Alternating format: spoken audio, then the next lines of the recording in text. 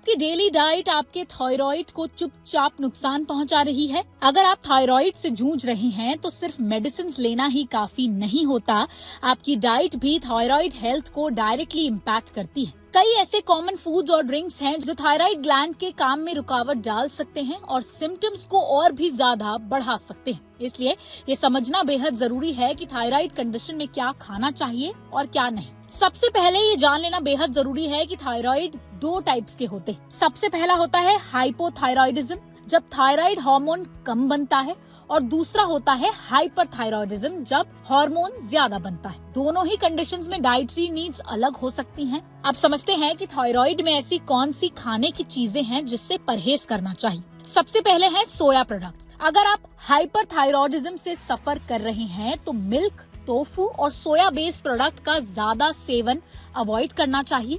ये thyroid medicine के absorption को अफेक्ट कर सकता है और हार्मोन बैलेंस में रुकावट डाल सकता है। दूसरी है रॉ वेजिटेबल्स। कच्ची पत्ता गोभी, ब्रोकली, कॉलीफ्लावर जैसे वेजिटेबल्स में गोआइट्रोजेंस होते हैं जो थायराइड ग्लैंड के नॉर्मल फंक्शन को इम्पैक्ट कर सकते हैं। इन्हें पकाकर खाना ही रिलेटिवली बेटर माना जाता है। तीसरा आ जाते हैं ग्लूटेन रिच फूड्स पर। कुछ thyroid patient, specially auto immune thyroid condition वाले लोग ग्लूटेन के प्रति सेंसिटिव हो सकते हैं।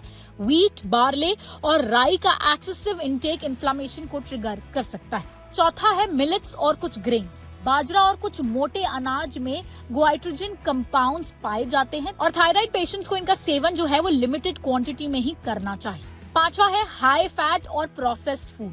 Fried foods, junk food, processed meat और एक्सेसिव फैट फूड्स मेटाबॉलिज्म को स्लो कर सकते हैं और थायराइड सिम्टम्स को वर्सन कर सकते हैं, स्पेशली हाइपोथायराइडिज्म में। छठा है आयोडीन सप्लीमेंट्स। हाइपरथायराइडिज्म में आयोडीन रिच सप्लीमेंट्स या फूड्स का एक्सेस इनटेक हार्मफुल हो सकता है क्योंकि आयोडीन थायराइड हार्मोन प्रोडक्शन को और ज्यादा बढ़ा सकता है। आयोडीन सप्लीमेंट्स हमेशा डॉक्टर की एडवाइस पर ही लेने चाहिए। सातवां है कैफीन। ज्यादा चाय, कॉफी, एनर्जी ड्रिंक्स और कैफीन रिच बेवरेजेस हाइपरथायराइडिज्म के सिम्टम्स जैसे एंजाइटी, रेस्टलेसनेस और स्लीप इश्यूज को बढ़ा सकता है। आठवां है अल्कोहल। अल्कोहल थायराइड फंक्शन और मेडिकेशन दोनों पर नेगेटिव इफेक्ट डाल सकता है। साथ ही ये स्लीप क्वालिटी और बोन हेल्थ को भी इम्पैक्ट कर सकता है। थायराइड मैनेजमेंट सिर्फ मेडिसिन तक लिमिटेड नहीं है। बैलेंस डाइट, प्रॉपर न्यूट्रिशन और doctor guided food choices thyroid symptoms को कंट्रोल करने में इम्पोर्टेंट रोल प्ले करते हैं।